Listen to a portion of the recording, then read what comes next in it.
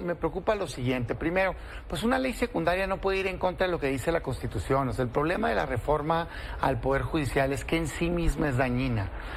Yo he sido un crítico del sistema de justicia por muchos años. Me ha tocado ser presidente de la Comisión de Justicia a nivel local, después de estar en las comisiones de justicia tanto en el Congreso de la Unión, Cámara de Diputados como en el Senado, y estoy muy inconforme con el sistema de justicia. Creo que se tiene que mejorar. Te he dado los datos acá varias veces. Hay 31 millones de delitos al año en México, de eso solo el 10% se denuncia. Hay que preguntarse por qué. De hecho, el INEGI pregunta a los ciudadanos por qué no denuncias, y más del 60% de las respuestas son por causas atribuibles a la autoridad. Es que no vale la pena, se tarda mucho. Entonces, yo sí creo, por lo mismo, que tendríamos que entrar en una profunda reforma al sistema de justicia, pero visto como un todo. Desde quien persigue los delitos, es más, prevención, persecución de delitos, impartición de justicia como el Poder Judicial y la reinserción. Y me parece que esta reforma que presentaron no solo no hace eso, sino que hace todo lo contrario, es dañina. ¿Por qué es dañina? Porque busca controlar totalmente quién nombra a los jueces, magistrados y ministros, políticamente, pues en este caso Morena, que tiene la mayoría del Poder Ejecutivo y Legislativo y que va a tener la del Poder Judicial. Quieren controlar si alguien se queda o no, dependiendo si se porta bien o no. Tienen un tribunal ahí que les puede cortar la cabeza si no les gusta lo que hacen. Y van a controlar también quién puede volver a postularse. Entonces, lo que hacen es pues controlar políticamente al Poder Judicial, y eso creo que es dañino. Las leyes secundarias pues no cambian eso. Así de sencillo. Y yo escuchaba mucho en mesas de debate que decían, tranquilos, las preocupaciones que tienen en las leyes secundarias las vamos a cambiar. Y entonces les decíamos, no se puede, porque si en la Constitución ya dice que algo es dañino, pues se va a replicar, y dicho y hecho. Las leyes secundarias no cambian en nada el fondo de la reforma. No podrían, es más, pero... Y el PAN, el partido del que tú fuiste presidente, ¿de alguna forma se involucró en tratar de proponer acciones en las leyes secundarias que sí llegaran a cambiar las cosas? Primero, en la Constitución se presentó una propuesta alternativa. Varios de nosotros hemos dicho, claro que se tenía que fortalecer el mecanismo de nombramiento de ministros. Hoy, que lo proponía, digamos, el presidente en turno, o en este caso la presidenta en turno, después lo ratificaba o no el Senado, o sea, lo votaban en el Senado. A mí no me parecía ideal. Me parece que tendríamos que haber avanzado a un concurso de oposición público en donde los mejores calificados sean los que fueran escogidos. Sin embargo, el paso que se dio me parece que retrocede. Retrocede porque la justicia, Pedro, no es un asunto de popularidad. Yo no comparto que el juez deba de ser como un alcalde o como un diputado, que lo vote la ciudadanía, porque si tú te vas a una elección, esa persona pues va a tratar de quedar bien con su elector. Y en materia de justicia, muchas veces lo que el juez tiene que hacer es proteger una minoría por sobre una mayoría. Ejemplo, pues el juicio de amparo es protección de derechos humanos. Estás protegiendo los derechos humanos de una persona, a veces frente a un gobierno. Si te fueras a populómetro, pues a lo mejor ganara la versión del gobierno, pero eso no implica que sea correcto que le violen los derechos a una persona. ¿Y no se blinda de alguna forma en las leyes secundarias o en los lineamientos de la elección eso? No, de hecho no podría. Porque la Constitución dice que así tiene que ser. Pero segundo, hablaban mucho de los perfiles. Yo les decía, es que los requisitos que están poniendo para jueces, magistrados y ministros es ridículo. Sacarte 8 en la calificación, tener título. Para ministros 5 años de experiencia, para jueces 0.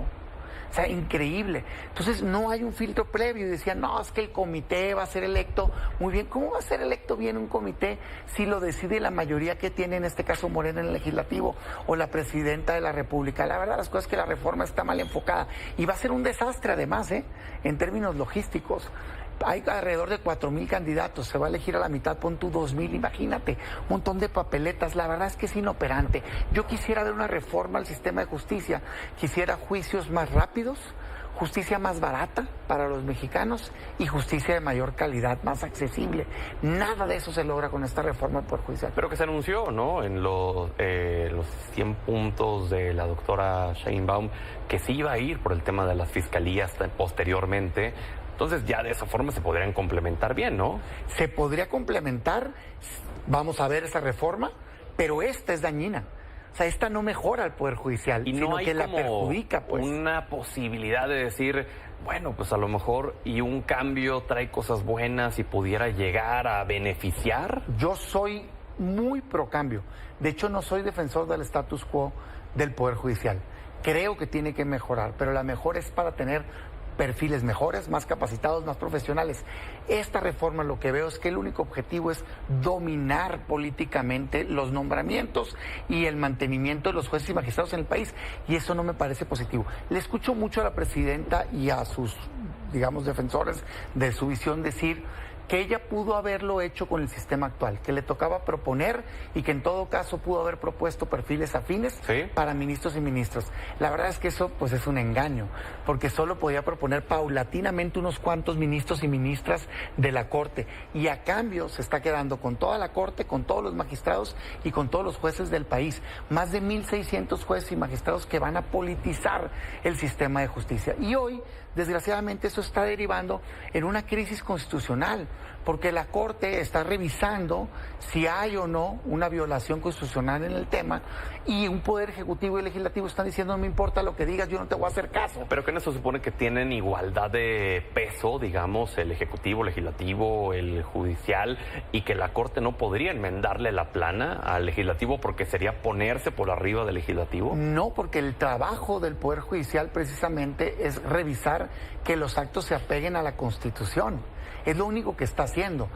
Yo ando un video por ahí de cuando fue la ministra Margarita Ríos Farjat a la entrevista al Senado. A todos los que fueron candidatos yo les hice la misma pregunta. Les dije: ¿usted cree que se puede declarar inconstitucional una reforma constitucional? Yo lo hacía porque yo creo que sí. Pero ¿sabes en qué caso creo que sí? Cuando se violan los derechos humanos. Hubo una reforma en 2011 que estableció el principio de progresividad en el artículo 1.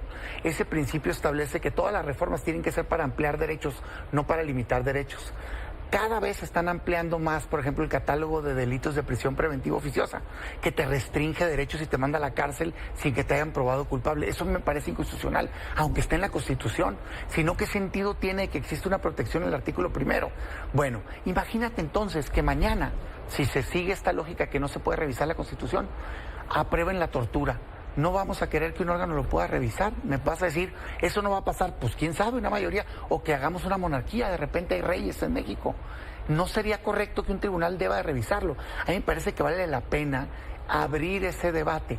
En lo personal, siendo honestos, me parece que el cambio de método de nombramiento de ministros y de jueces no es inconstitucional. No me gusta porque creo que no va a resultar, pero no veo que toque una cláusula, digamos, vital de estas que te estoy hablando.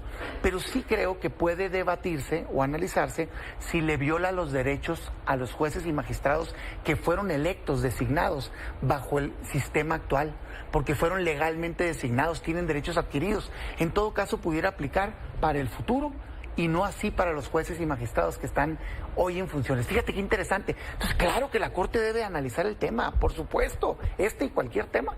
Pero ¿no se cae en un golpe de estado técnico? No, porque fíjate, mira, golpe de estado técnico es que no le estén haciendo caso a las resoluciones. Hubo una suspensión de un juez de amparo. Yo como abogado puedo no compartirla, pero la tengo que respetar. Si no estoy de acuerdo, la tengo que impugnar. Pero estar escuchando ahorita al Congreso y al Poder Ejecutivo decir: no me importa lo que digan los jueces, aunque hay una suspensión, yo no le voy a hacer caso. Ah, caray, espérate, güey. Entonces, mañana, ¿quién va a poner orden en este país? Es que el tema es tan grave, esto de que van a limpiar a todos los jueces y magistrados de todo el país. Es como si mañana hicieran una reforma que dijeran que todos los gobernadores se van el año entrante y que se van a elegir por otro método. Es lo mismo, porque es otro poder. Algunos estados estarían mejor, ¿no? Bueno, pero ¿a poco no sería polémico y tendría claro, se alegaría obviamente que hay un golpe a ese estado? Bueno, yo lo que creo es que sí tiene que revisar la Corte. Y fíjate qué honesto estoy siendo, aun cuando creo que el cambio de nombramiento en sí mismo no es inconstitucional, sí creo que hay un tema de derechos adquiridos, y sobre todo creo que sí se puede tumbar una reforma por violaciones al procedimiento. Eso, qué bueno que un tribunal lo vaya a debatir. Vamos a esperar a ver qué resuelven, y yo espero que resuelvan con inteligencia y con prudencia. Lo que sí creo es que no se puede suplantar al Congreso, eso sin duda. Claro.